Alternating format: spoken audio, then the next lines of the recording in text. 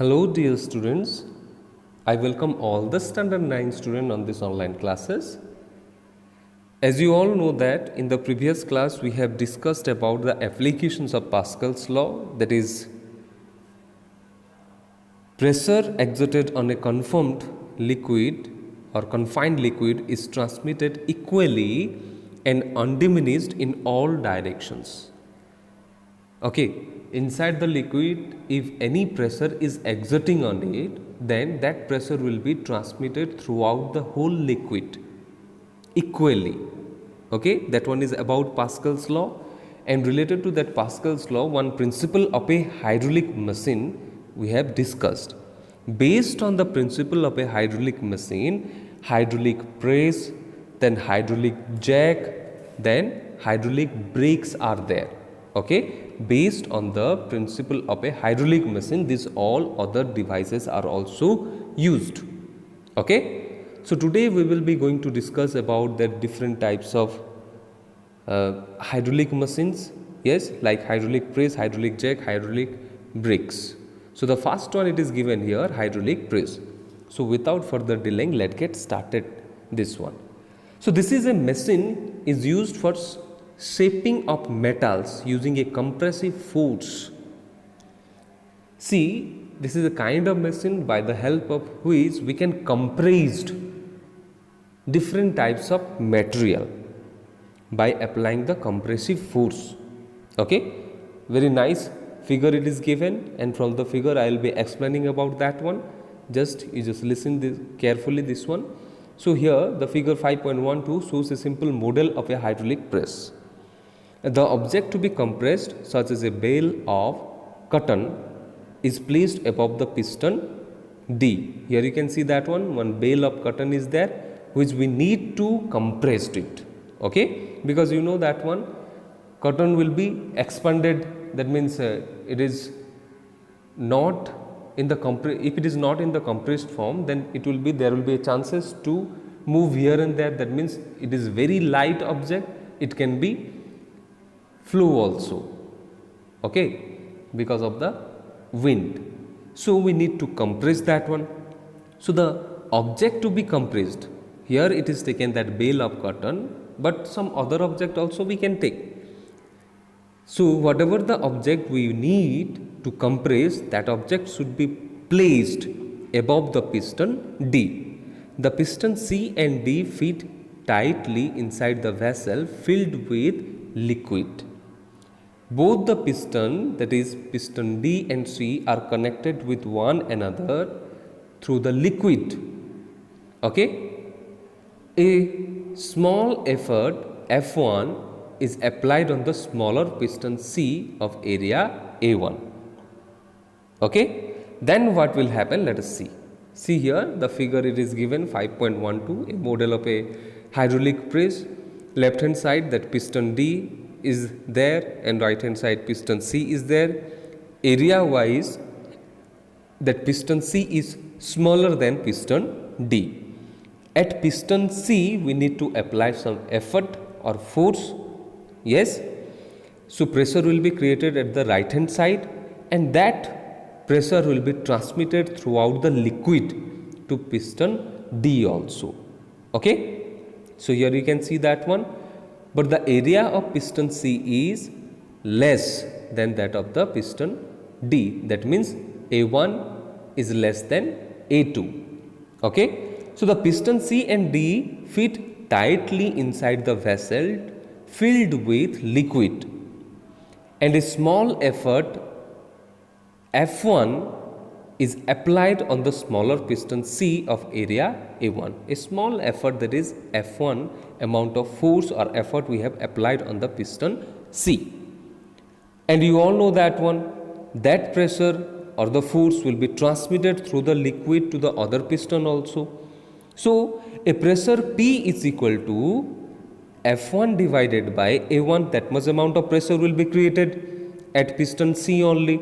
So pressure P is equal to F1 divided by A1, that much amount of pressure will be transmitted to the larger piston D of area A2. That much amount of pressure will be transmitted to piston D which is having a area A2, and the force F2, how much amount of force is acting on piston D? How can we calculate that one? That is F2 is equal to F1 divided by A1 into A2. Yes, that is pressure into area only is equal to force. Yes, so F1 into A2 divided by A1 also we can say, which acts in upward direction on the larger piston, and what we will get, F2 divided by F1 is equal to A2 divided by A1. The larger the ratio of the area of cross section, that is A2 divided by A1, see, if the ratio of the areas of cross sections, that is A2 divided by A1, is larger, then obviously greater is the force or pressure applied on the piston D, and thus the bale of cotton gets compressed. Okay, here you can see that one. If the piston will move upward direction, then obviously that bale of cotton will be compressed only. And why that piston D will move upward directions? Because a force we have applied or an effort we have applied on piston C by pressing that one. Yes, I hope all of you have understood this one. Simple concepts are there only. Okay, then the next one is that, see here, hydraulic jack. On which purpose we are using that hydraulic jack? It is used in raising or lifting heavy vehicles such as buses, cars, trucks, etc. for repairing purpose or for repair work in service stations. Okay, you must have been seen this one. I think the effort is applied by a lever. We have to apply the effort by the help of a lever only. Okay, here also one figure or diagram is given, that one I will show you. The effort is applied by a lever. The force F1 or effort applied on the small piston of the area A1 transmits a pressure P is equal to F1 divided by A1 throughout the liquid, and upthrust F2 is equal to F1 into A2 divided by A1 acts on the larger piston of area A2. Okay, so this upthrust raises the vehicle to a desired height. Exactly same principle only, because whatever the devices we are reading here now, that is based on the principle of a hydraulic machine only. At a particular small piston we need to apply the effort, and that effort or the pressure will be created inside that liquid, and it will be transmitted to the other piston which is having greater area. Okay, exactly same things only there. So let us see that one. See, figure 5.13 shows a hydraulic jack used to lift a car. Right hand side, that car is there. See, where is the effort or the force need to apply? Yes, you can see that one. F1 is the effort or the force is used to apply, so that the pressure will be created inside that liquid only, and that pressure will be transmitted throughout the liquid and goes to the larger piston, that is towards F2. Okay, so here it is, you can see that one. The valve 1 prevents the liquid from running back when the effort is released, and the valve 2 allows more liquid to flow from the reservoir as the car is raised, to ensure that the system is completely filled with the liquid at all times. Okay, so in that way we can lift a car up to a desired height also. Okay, simple one only, and this one specially, this two, after this one more is there, that one on the blackboard I will be going to show you in the live classes. Okay, so the next one is the hydraulic brakes. The brakes of most of the vehicles work on the principle of Pascal's. Nowadays in the vehicles, that brakes of the most vehicles works on the principle of hydraulic, that means Pascal principle. Okay, the brake holes are expanded by a wheel cylinder having two opposed pistons.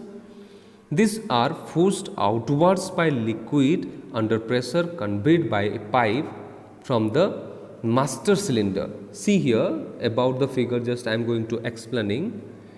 Then one foot pedal is there, or brake pedal also we can say. when we press that one, that brake pedal is connected to a piston to the master cylinder, and inside that master cylinder that liquid will be filled. So when the piston is pressed, then what will happen? Obviously that liquid will be compressed, or the pressure will be generated in the master cylinder. And according to the Pascal law, you know that one, if any pressure is generated in the liquid, it will be transmitted throughout the whole liquid equally. Okay, so it will be transmitted through the pipeline. Yes, and one brake shoes will be there, and brake wheel cylinder are there, you can see that one.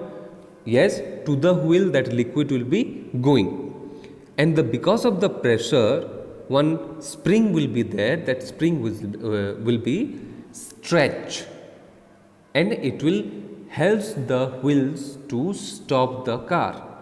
Okay, so when pressure on the pedal is released, the brake shoe pulls up the spring force, the wheel goes back into the cylinders, and the liquid returns to the master cylinder again. When we release that one, that means after pressing that foot pedal or the brake pedal, we have to release that one.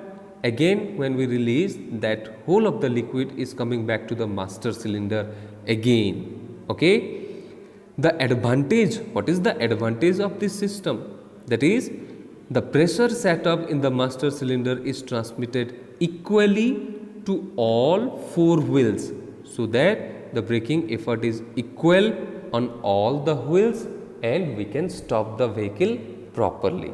Okay, so up to this much. Again, you must go through your book. Again, this last two I will be going to explain that one on the blackboard. Okay, so that you can understand that one, and some solved example are there in your book. Again, you must go through it also. Okay, thank you.